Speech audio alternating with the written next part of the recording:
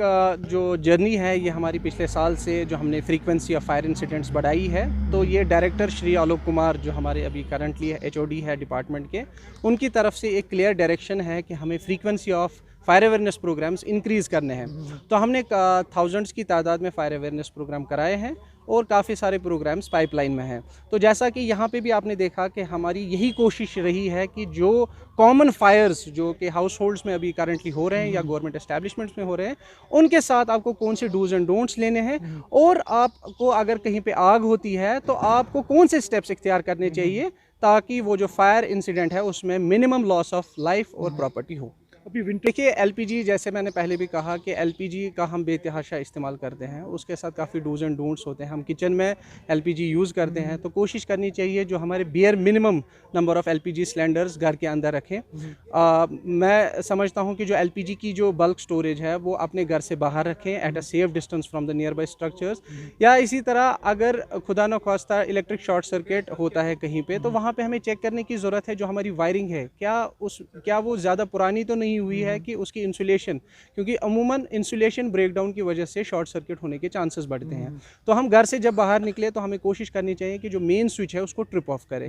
या इसी तरह जैसे हम इलेक्ट्रिक ब्लैंकेट्स का यूज़ करते हैं उसके साथ वाटर बॉटल का इस्तेमाल ना करें, क्योंकि हमने देखा है कि लोग जिन्होंने ऐसा किया है तो उनकी डेथ भी हुई है।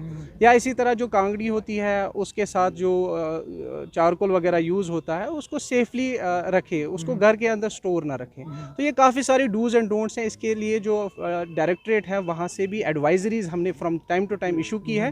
तो लोगों से यही गुजारिश है उन डूज एंड डोंट्स पे आप अमल करें। फायर इमरजेंसी स्टेशन गाँव तो आज हमने ये डेमोन्स्ट्रेशन यहाँ पे रखी थी और हमने फायर अवेयरनेस के बारे में भी प्रोग्राम रखा था। इससे पहले हमने यहाँ पे विजिलेंस अवेयरनेस प्रोग्राम एक रखा था, तो उसमें हमने यहाँ पे इन अपने स्टाफ में जो हमारे स्टेशनों से जवान आए थे उनमें हमने एक क्विज प्रोग्राम रखा था डिप्टी डायरेक्टर फायर इमरजेंसी के सदारत में।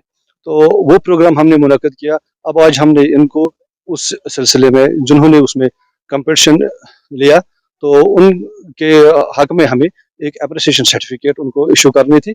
उसके बारे में भी हमने सोचा कि आज हमारे साथ साथ ये फायर अवेयरनेस प्रोग्राम भी हो जाए और ये डेमोन्स्ट्रेशन ड्रिल भी हो जाए। लोगों से मैं गुजारिश करता हूं कि आपको आग के वक्त डरने की ज़रूरत नहीं है, तुरंत फायर ब्रिगेड को कॉल कीजिए, हमारे जवानों को काम करने दीजिए। क्योंकि जब भी हम रोड ब्लॉक मत कीजिए, रोड को खाली रख दीजिए। जब भी हमारी गाड़ी आप देखोगे या एम्बुलेंस देखोगे तो रोड को खाली छोड़ दीजिए। It's my pleasure that I am introducing myself in front of you, that I am the employee of Fire and Emergency Services.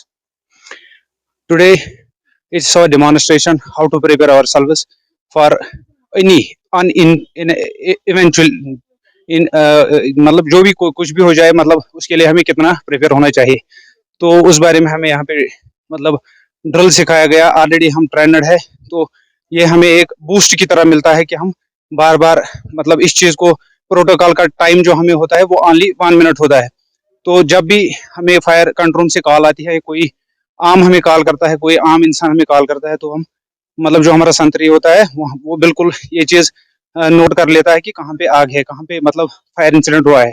तो उस बारे में जो वो लिख देता है वो पूरा जो उसका मतलब हमें क्लियर लोकेशन मिलती है, हमें कहाँ जाना है, तो वो तुरंत मतलब बेल बजा देता है, तो हम टर्न आउट पे निकल देते हैं। हम ये नहीं देखते हैं मतलब we are not seeing any situation in which situation we are sitting at that time, whether it is night और day, that doesn't matters for ourselves. वो